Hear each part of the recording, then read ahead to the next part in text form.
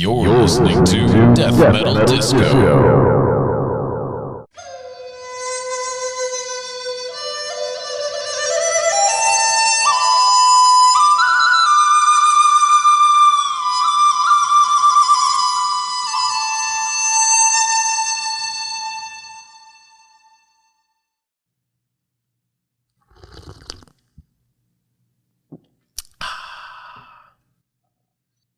I don't know who needs to hear this, but you should really switch up your swear words.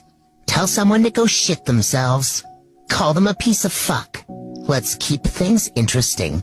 Hello, and welcome back to the Death Metal Disco podcast.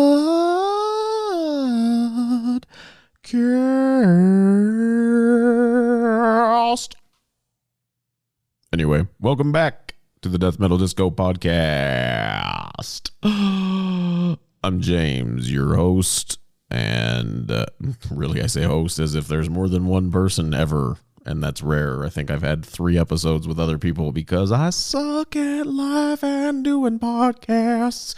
But I can ramble on about some bullshit for a couple of hours by myself. And mostly I don't want to do this with other people in person, and trying to set it up remotely just seemed like a pain in the butt.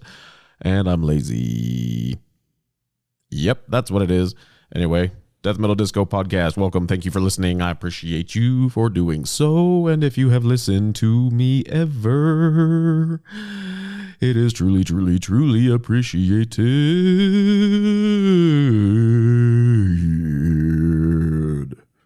I don't know what the hell is wrong with me or what's going on right now. It's 8:45 in the morning. I've been up since 5:30.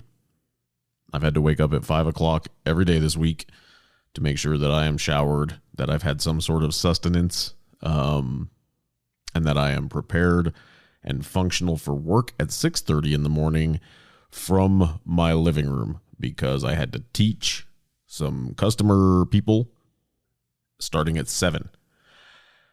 And it's been brutal, because if you've ever had to be a teacher or you've ever taught remotely, and they don't talk back to you, that gets fucking old. I can't tell which is more stressful for me.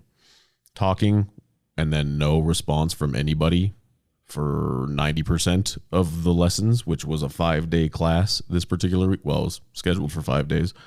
Or teaching and then people ask questions every 13 seconds. I can't decide which is more stressful. I think in person, the latter is more stressful, especially when it's the same person having a question which may or may not be tied to what you are trying to instruct at that very time, because I've had both. That one stresses me out when everything you say ends up with them replying, okay, so let me just ask you. And I speak from literal experience with a customer who every single scenario, okay, let me just ask you. And I said scenario and not scenario because I'm fancy as fuck. So it's Saturday. I just called my mom to say hi. She sent me a cat reel on Facebook Messenger or whatever, as is our way. And I haven't actually spoken to her on the phone in months and months and months. The last time I saw her was back in December when my sister and I surprised her for Christmas. Well, my sister surprised her. I didn't. That was planned, but my sister and I coordinated a surprise attack visit from my sister, which worked out really, really well. I don't know if I talked about that in my first episodes or not, but we did that, and I don't plan on going into the details of that in this episode, but just something that happened, and because I called her, now I'm talking about it. So anyway, whatever. So what have I been up to since the last episode? I did manage to put out an episode last week, and this episode is coming out 1 week later. Oh my God. I'm on top of things for a change. I actually have this episode planned out now. I had this episode planned out last week, but I didn't record it because that episode was already an hour long, and I don't want this one to be also an hour long, and I didn't want that one to be 2 hours of just me talking. Separate the lives of people, like give them a break. Not everybody wants to sit and just listen to me ramble about some fucking bullshit that I've done. which is weird because that's all this podcast is. So for the few of you who do listen, truly, thankfully, I really, truly am thankful for you. All right. So the second part, originally planned second part of last week's episode was going to be the Mega Monsters tour, which I had just done.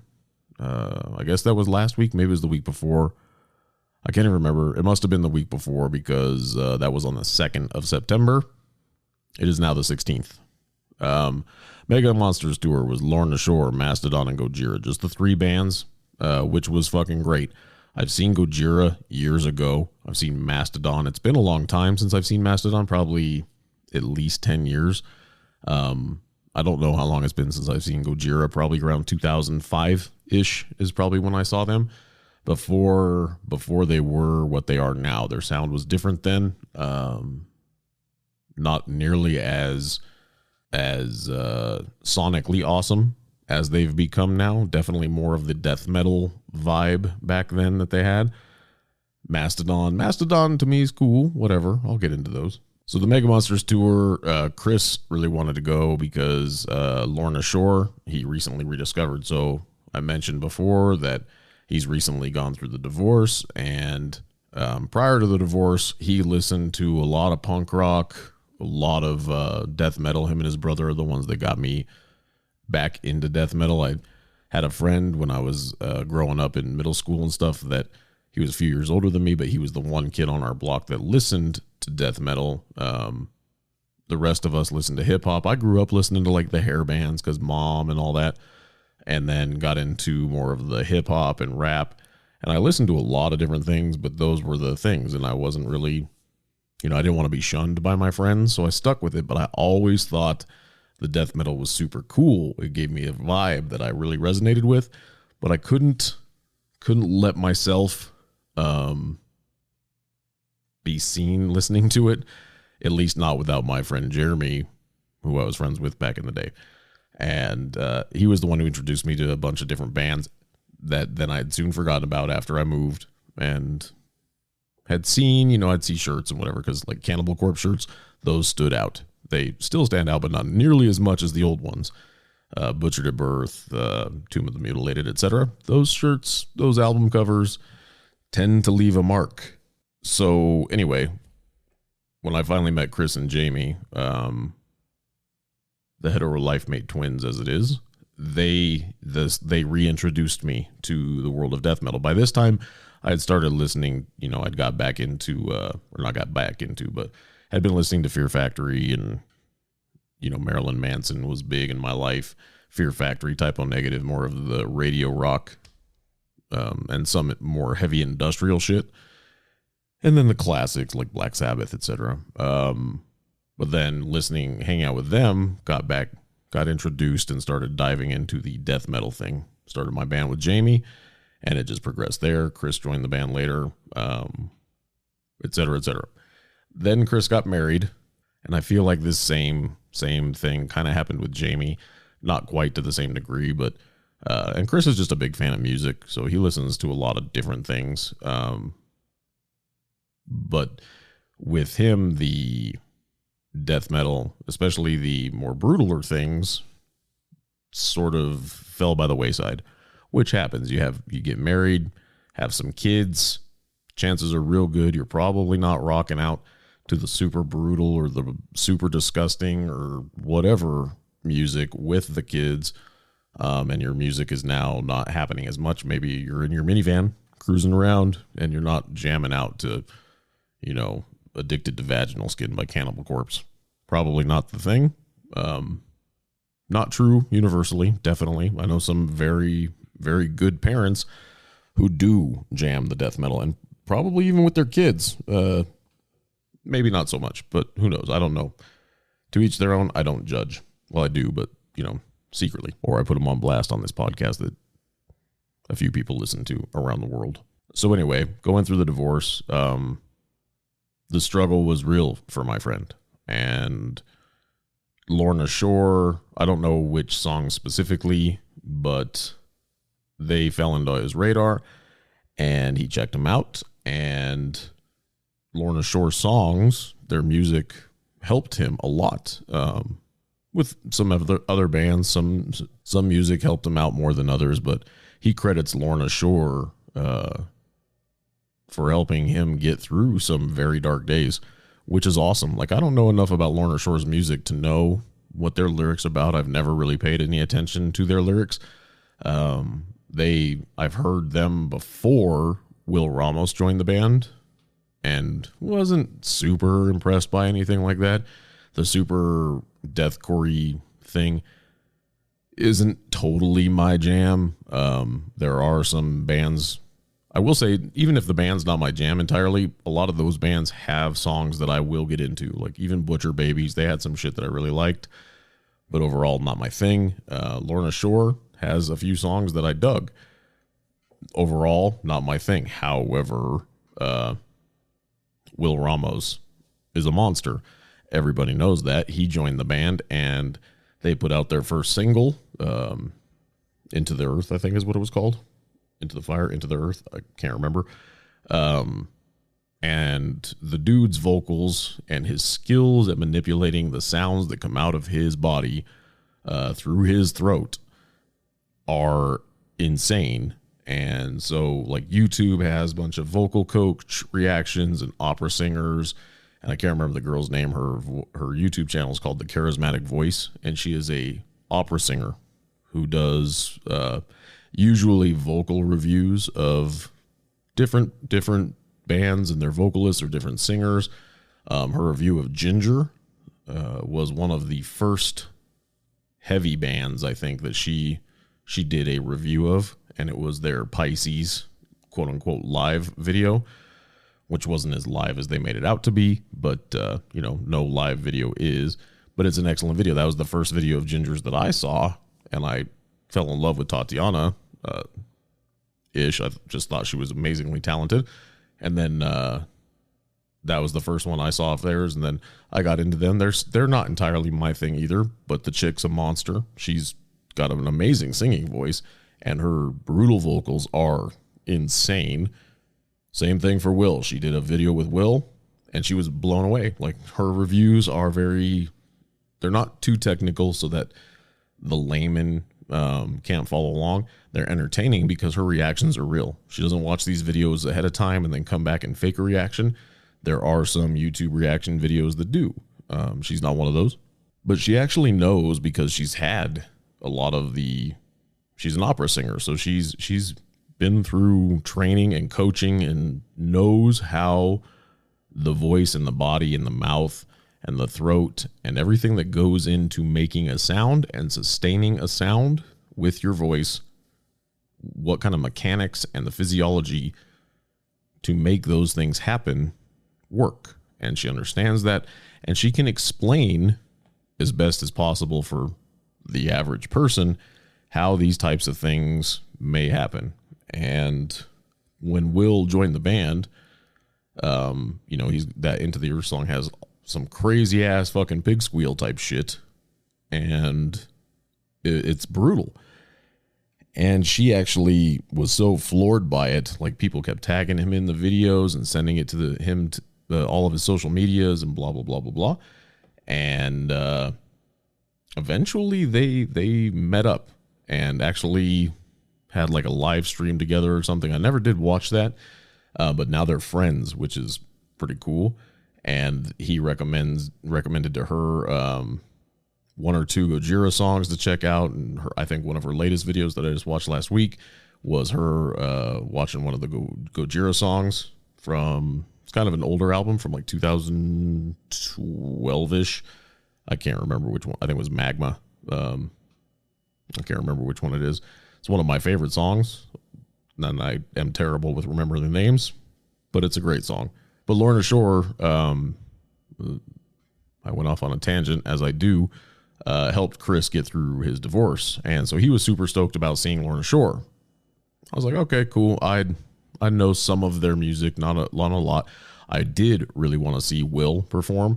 I would have much rather have been a smaller venue, not like a tiny venue, but something like the Gothic Theater in Denver or the Ogden even, Bluebird, something along those lines would have been perfect. Summit Music Hall, any of that. And they've played here at the Summit before with Will.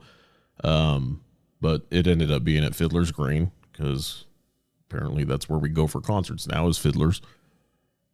And that's okay, but we were on the lawn, so we were forever far away. But they did have cameras and they did have the screens up, which was kind of nice. They didn't have those screens running for the concert the week before, the new metal, whatever the fuck that was called, psychotherapy sessions, which ultimately wasn't too bad because we were in seats, so we were a little bit closer.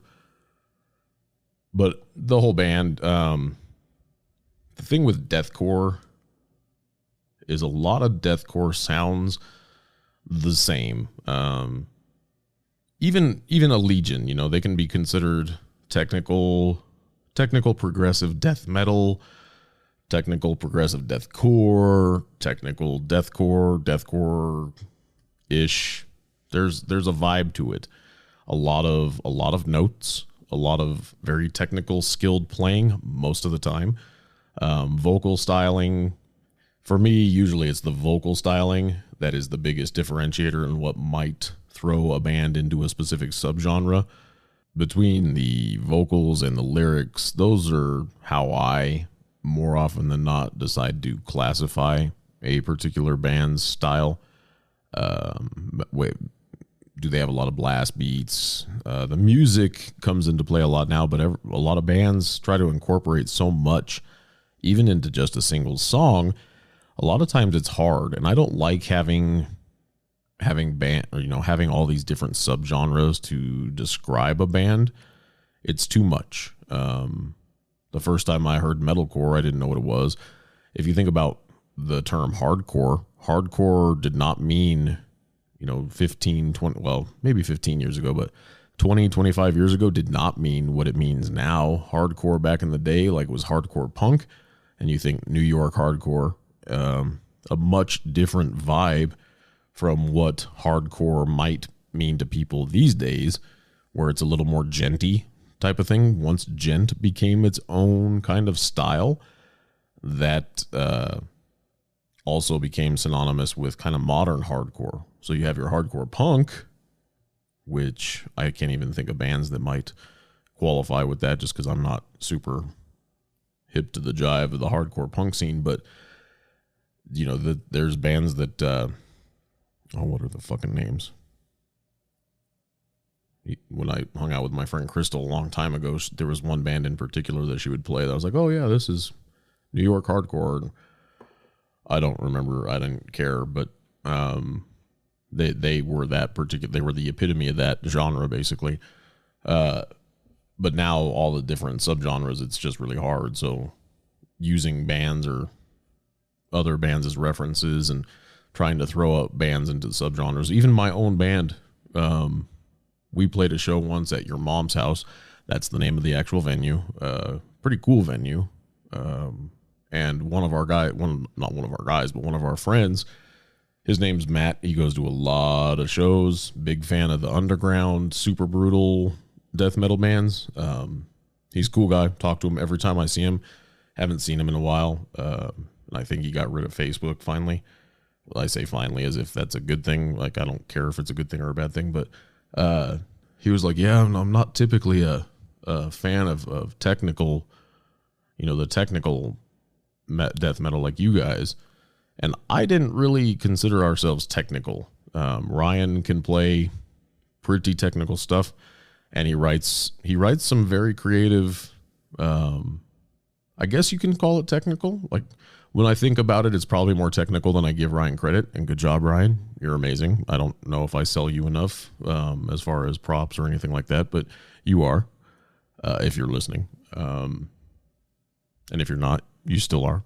But he said that Matt said, I generally don't get into the really technical death metal bands like you guys, but you guys really pull it off. Something about your style speaks to me. And I didn't ever, at least our newer music, I didn't think had a specific style. We have some very melodic parts.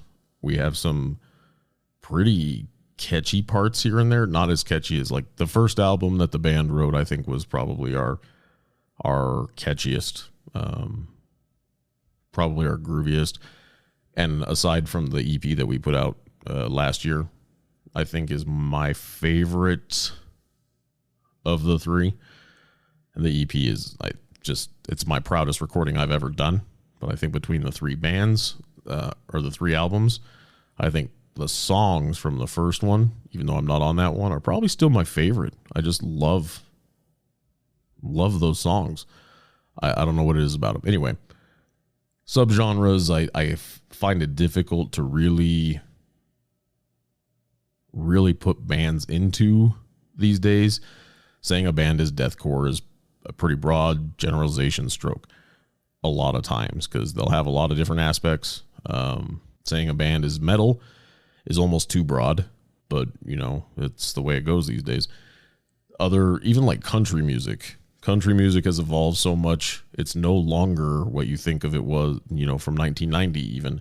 Garth Brooks style country, older country than that. What is it? The renegade country, the super old school, typical George Strait country from back in the day.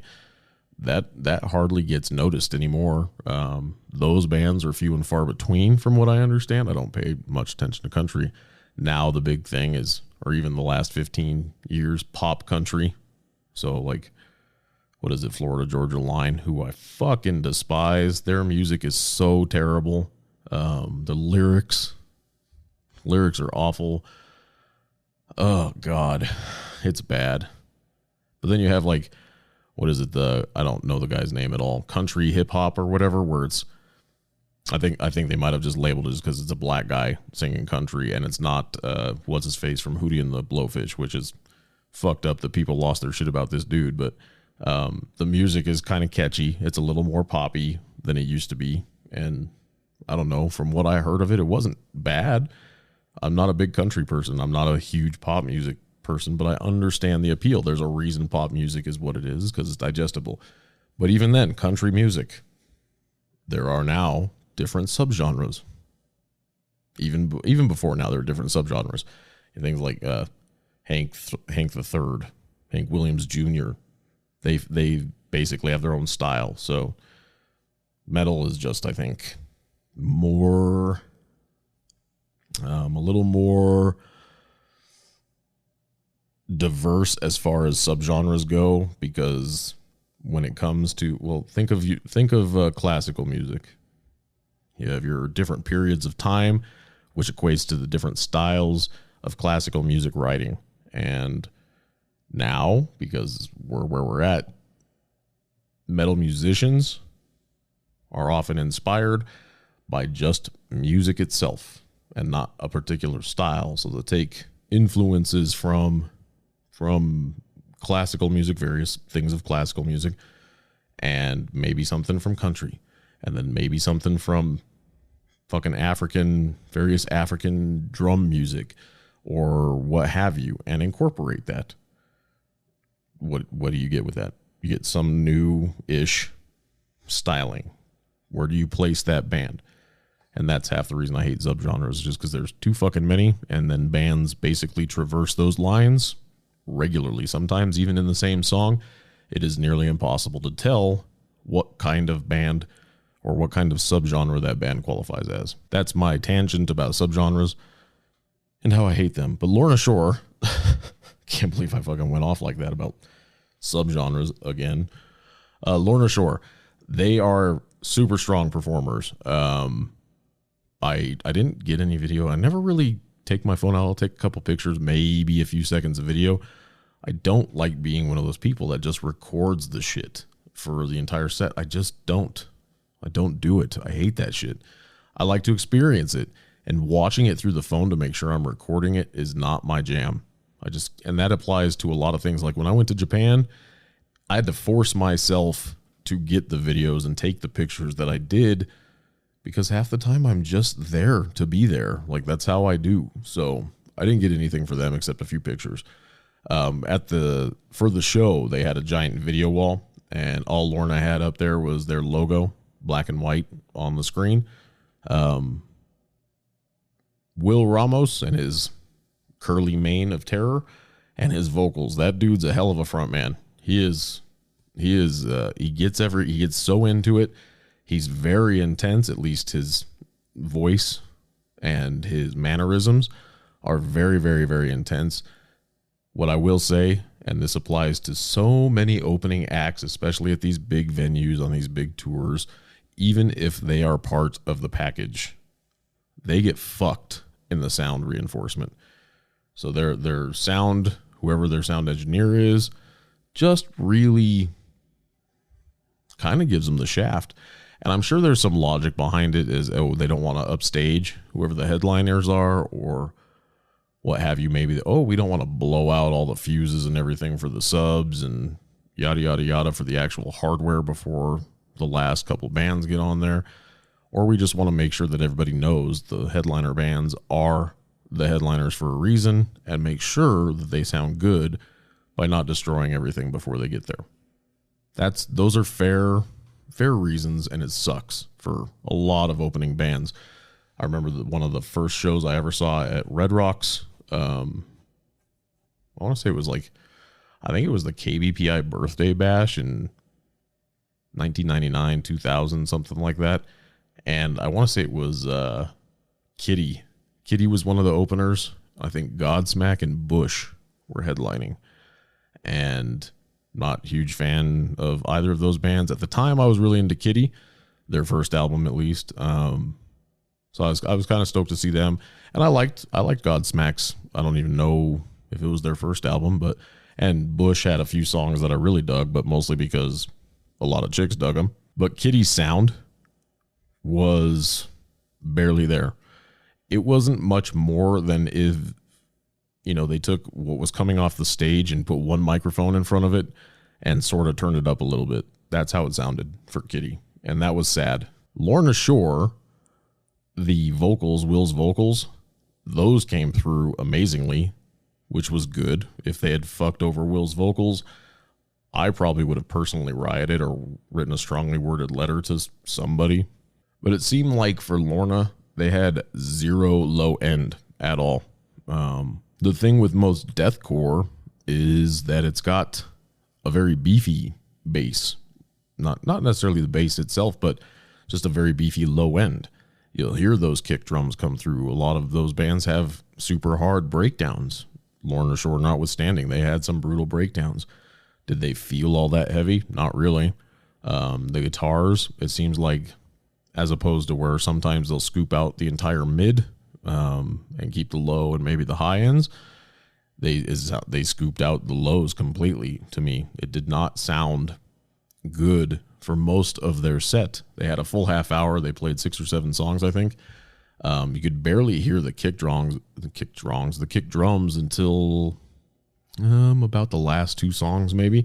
And by hear, I mean you could barely feel them. You didn't get the oomph of the kick drum, which for a live show, you want that. You want to be able to feel that punch. You get the clickiness of it for the modern stuff, but you want to be able to feel the do as if, that drum is right in front of you. It's a large venue, kind of harder to pull off at the large venue, which is why I'm not super fond of going to large venue shows, but you still want to be able to get that. And I know it's possible. I go to a lot of shows and it happens all the time. But that was the thing that really sucks, is when a band like that, especially one with super heavy breakdowns, gets shafted in their sound reinforcement. And unfortunately for them, that's just kind of how it went. But the high end on their guitars was there, ever present. Like, that shit did not go away. And for me, it felt like it was just out of control. Where even the mids, there wasn't a lot going on with the mids. It seemed like everything to me felt like it was a high end, a high note solo. All the leads, everything just felt like it was constant. And then occasionally they'd stop for the breakdowns. And by the end of their set, it sounded like they got it dialed in, which is shitty. And it was the last show of this tour. I don't know how we end up seeing these tours at the very last show. But maybe that's why. It's just, maybe their sound guy was sick or some shit. And I don't know, they brought in Bill the janitor to fill in, but I don't know. Other than that, Lorna Shore was awesome. They had tons of fans. It was a three band bill, and everybody that was there in the beginning seemed like they were there for Lorna Shore, which was awesome. They tore it up, and I would love to see them at a smaller venue.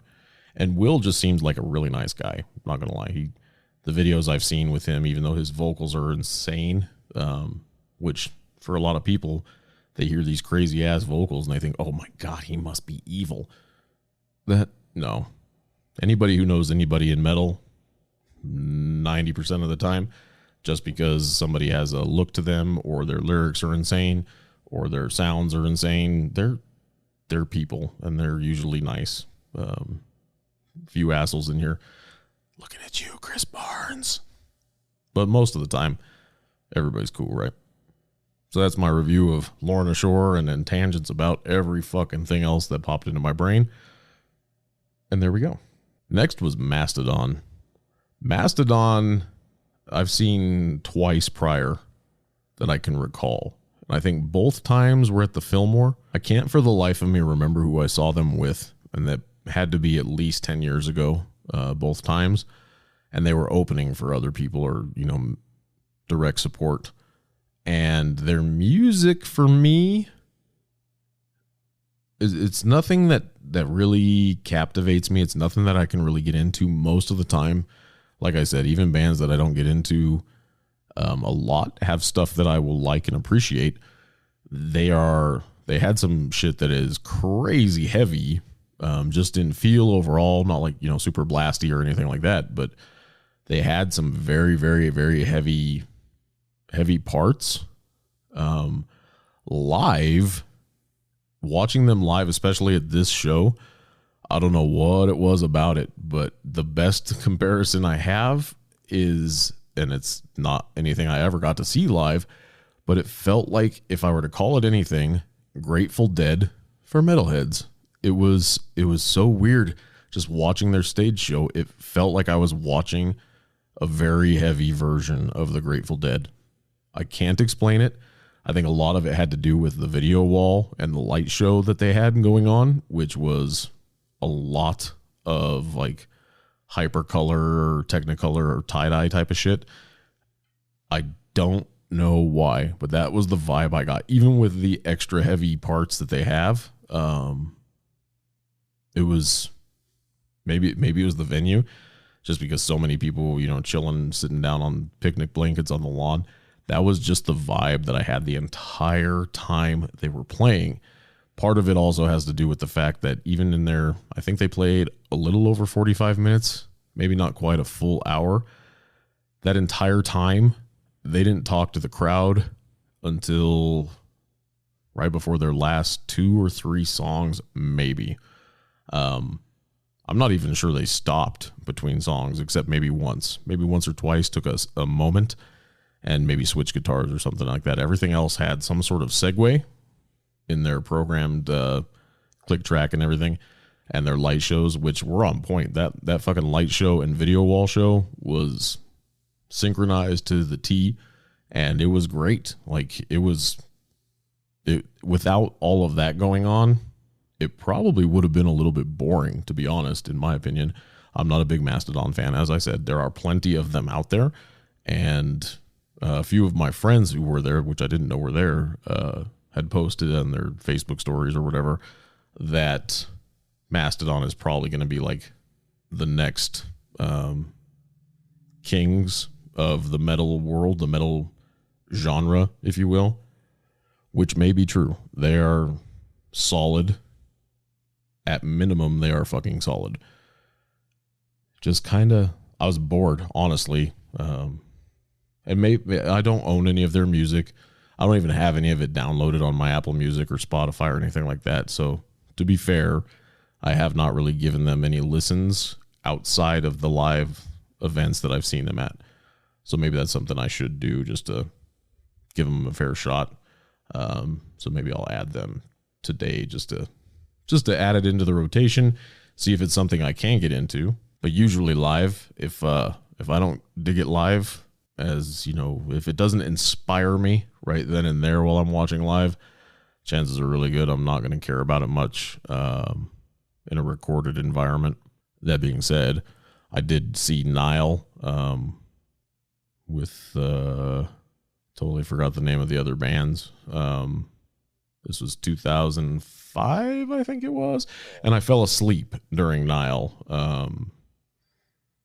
but I was also undiagnosed sleep apnea and just prone to falling asleep whenever I was not standing. So that was a thing that existed, and I had some alcohol. I think Arch Enemy was at that show too, Nile and Arch Enemy. That might have been a separate show. I can't remember, but I definitely fell asleep during Nile, sitting near the bar once. Not my proudest moment, but I love Nile, so take it or leave it. But Mastodon, I mean, their show was not bad. If I was a fan of their music, or even if I understood more of their music or was more familiar with it maybe, probably would have been phenomenal to me. It was good for what it was, but for me, I was just kind of bored. That's just because I'm not probably familiar with their music based on the fact that I just have never really given it an honest chance outside of the live events that I've seen them at prior to then. Whereas I am not the biggest fan of Mastodon or super familiar with them, I am definitely more a fan of Gojira, 100%. I didn't own all of their material. I added it to my Apple Music library a couple weeks beforehand. I've heard most of it. I have a few of their CDs already. I just didn't have them ripped to my iTunes or anything, except for Magma, I think is the name of the album.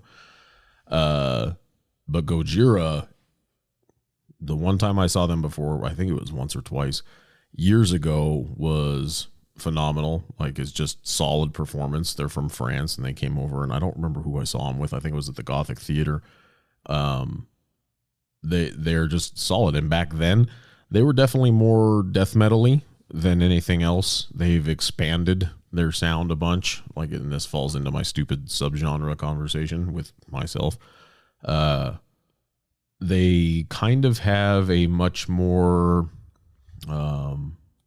atmospheric vibe now with those heavy elements. So if you haven't checked out Gojira, I very, very highly recommend really anything from the last 10, 12 years from Gojira as a starting point. If you want to start heavier, go to some of their early 2000s material. They've been around since like 1996. Early mid 2000s is definitely more heavier and kind of a more aggressive death metal-y vibes. Lots more double kick drum stuff like that. But really, every one of their albums has a few songs with either the whole song or sections of songs that still qualify for that vibe. But they're just so fucking solid. And even though their lyrics might not quote unquote be death metal-y, their music is so well done. Their performances are so fucking solid. And I think his name is Joe. He's their lead. Well, I don't know if he's a lead guitar player, but he's their vocalist. His voice is so unique. It's not so growly. He's got very aggressive, harsh vocals, but then he can also do the clean singing in a way that is not too poppy. It's not too, I don't know, pandering, if you will, I guess.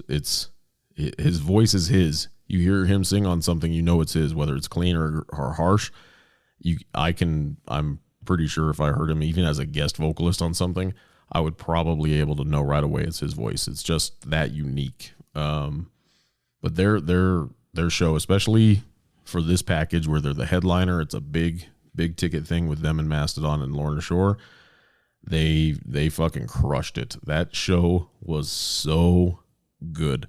Between the music, the set list, the order that they had everything in, that damn video wall, like, I would be curious to know what even just one show with all that gear, not counting even PA gear or the music rental portion of it, just for the video and the fog or fire things that they had, fire cannons, whatever the fuck they're called, the fog smoke machines and the lights, the non-musical portions of their stage show. What those things cost?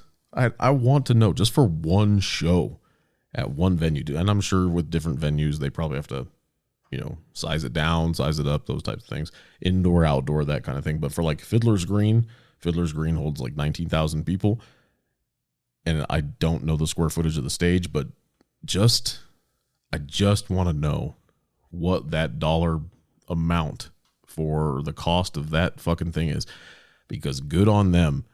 And I'm, it's split between the bands, I would think, but it's insane and it's perfect for what they did. And their fucking video wall show, whereas Mastodon was lots of hypercolor, Technicolor fucking shit show, puke on the screen everywhere, which was cool. And especially if I was like high as hell, probably would have been a bit much, but was cool for them. I think it was a different vibe. They have a different vibe of music.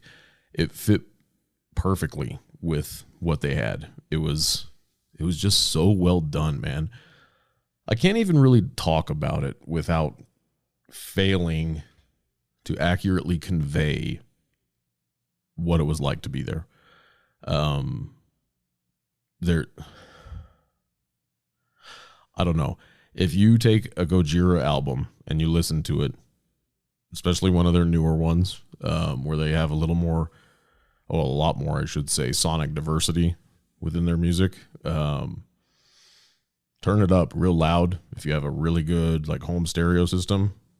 Maybe if you still have one of those old school stereo towers with the giant twin speakers or surround speakers or whatever, and the 5-disc changer or something like that.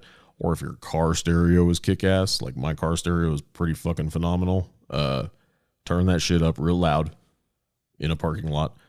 Just sit there, close your eyes, listen to a couple songs, and just let your brain generate imagery for you. That will probably be kind of similar to what I saw at their show. It was just so perfect and so good. And it was, I never thought I would be so moved by super heavy music about fucking nature and whales and shit like I was for them. It was, I don't know, the times I'd seen them before, the one or two times I'd seen them years ago, it was just another show. Just between their music and everything, nothing quote unquote noteworthy to me at the time. I just remembered that I'd seen them and that I liked them. Now, that's a performance I will not forget. It was just that good. One of the best shows I've ever seen, live shows I've ever seen, was Ghost, whose music is, for me at best. It's not my thing. It serves a purpose, and it's not bad or anything. It's just whatever. But their show was great, and that was at the Paramount Theater in 2016. And it was a great show. I didn't know any of their music at the time. Not a single bit of their music except for Cerise. I was familiar with Cerise because I think that had just come out, and I had seen the video, and for whatever reason, that fucking song gets stuck in my head. Even if I hear the first 3 notes from the guitar on it, instantly stuck in my head. And then, what is it, Square Hammer? Those are the only 2 songs I was familiar with when I went and saw that show. And that show was probably my favorite live show that I'd been to, at least as far as, overall performance and stuff.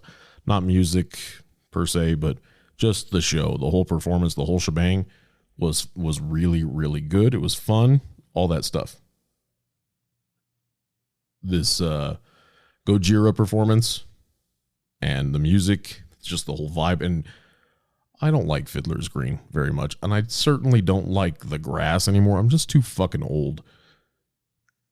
I loved it. It was perfect. It was a perfect end to that whole thing. Perfect. So for Gojira, I don't speak French, and I should have looked up something cool to say in French. And I don't want to say voulez-vous coucher avec moi, because that's fucking weird and creepy. Something about a baguette, maybe. I don't know. Good job. Fucking chef's kiss. That was really, really perfect. So if anybody from Gojira hears this, props and thank you, because that was the highlight. So that's my rambling review, mostly about Lorna Shore, and then how Gojira is pretty much fucking amazing live. And I know they played in Red Rocks with Opeth a few years back, and I didn't get to go to that. And I know Opeth was the highlight or headlining for that show, and I heard that Gojira stole it. And I'm sad I missed that, but it doesn't surprise me that Gojira blew Opeth away, because Opeth doesn't do what Opeth was most popular for anymore. Saw Opeth once, 2006, I think, and that was also at Fiddler's, and they played 3 songs. They came out and they played for 10 minutes and said, okay, we have 2 more songs for you, played their next 2 songs, and mostly it wasn't super heavy or any of their older shit. Can't even remember what albums it was off of, and then called it a day, just a half hour, which was a bummer, but that's what it was. But that was that show, the Mega Monsters tour. According to Facebook, there are about 850,000 shows happening between now and December, and I'm not going to be able to make all of them, and I want to. Death Clock is coming with Baby Metal, and I think that's either tomorrow night or next weekend. And I really want to go to that, but I don't know if I will. It's on a Sunday. I want to say it's the 23rd, which might be next weekend. I got to look again. Something's tomorrow night. I can't remember what. Let me look. Oh, it didn't actually add it to my stupid calendar. Something's tomorrow night, but I'm probably not going because I'm spending too much goddamn money on shows. But I do want to go to Death Clock. Cannibal Corpse is on the 6th with Mayhem, which I don't give a shit about seeing Mayhem. And Blood Incantation. Blood Incantation I've seen a handful of times, and they're always solid, and they're from here, and that's cool. And they got a new, I guess they're calling it a single, but it's 19 minutes long, and I don't know if it's a single as in it's a single song, or if it's a single record, like physical vinyl record that they're putting out on they're calling it I just saw the ad for it on Facebook yesterday. It's a single of some kind. It's a full-sized 45 EP. I don't know enough about vinyl. I don't care about vinyl. But one thing that Blood Incantation is very well known for, as far as the underground and all that, is their merch game. It's super strong. I don't know. Their music's great live. I think they do a fantastic job, but I am going to that. That's on the 6th. I just saw a trailer for a movie that comes out on the 6th too. Totally killer. It looks like a mix of Hot Tub Time Machine and then every 80s slasher movie ever. So that should be fun. And then tonight, like this afternoon, going back to fucking Fiddler's Green. Much to my chagrin that it's there, but whatever. It'll be Rob Zombie, Alice Cooper, and KMFDM, and somebody else. I can't remember. Filter, I think. I've never seen Alice Cooper or KMFDM. It's the only reason I want to go. I'm not a huge fan of Alice Cooper or KMFDM, but Alice Cooper's a fucking legend, and KMFDM, they were one of the bands that I first listened to that sort of got me on that industrial path that led to the metal and death metal path for me. So yeah, that should hopefully be cool. Seeing Alice Cooper, before he kicks the bucket, is something that I've wanted to do for a long time. Even like seeing Kiss. I would go see Kiss. I do not like Kiss's music, but if I can get cheap tickets to see Kiss, I'd go see Kiss. Same Motley Crue. Couldn't care less about actually seeing them for their music. I'm not a fan, but they're legends. I'd go see them even now that we've all seen Tommy Lee's Third Leg. But I mean, we've all seen that before. It just happened again. He refreshed everybody's memory. But yeah, this morning I woke up and was on Facebook and saw it had to be 30 different concerts between now and the end of the year that were happening. And I was like, holy shit. How did I either not know about them or knew about them and forgot? And since my travel schedule seems to be sadly much more open than I can truly appreciate, I'll probably be able to go see them if I can afford to actually go, but we'll see how it goes. So anyway, if you've listened through this whole episode, thanks for staying. This turned out to be longer than I thought it was with the subgenre tangents and tirades. I really, really, really appreciate you coming by and hanging out with me for a little while. This is the Death Metal Disco podcast. If you're interested in getting any merchandise, find me on Etsy. Just go to Etsy.com, look up the Death Metal Disco. Got some shirts, some coffee cups.